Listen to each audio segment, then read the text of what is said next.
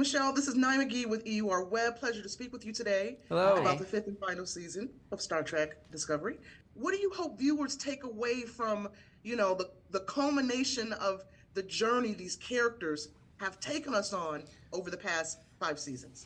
Well, first I'll say that Michelle and I were co-showrunners for a long time, but she really deserves the credit for the last 2 seasons. She's been amazing, amazing. And, I think that, in our time together, we've talked so much about, where we wanted to take our characters, and every season isn't just sort of the discovery of a new world. It's the discovery of what the people of themselves are discovering.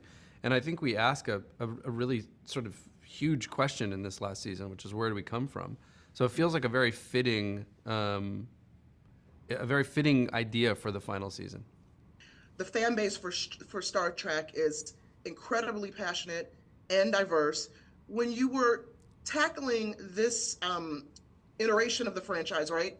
Was it important for you? How important was it for you, I should say, to find that balance between honoring the rich history of the franchise while also pushing boundaries and introducing new elements to keep the series fresh and relevant? Well, I think that's both of those things are hugely important. It's every iteration of Star Trek, to be Star Trek, it has to honor where it all began. And, fortunately, Gene Roddenberry set a template that is a wonderful template to follow.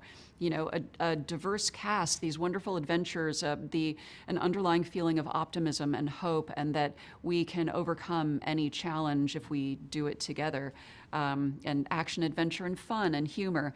And then, of course, in our time, we want to see, what is it, in what areas can we push things even further? What kinds of characters can we bring in? What kinds of stories that we can tell?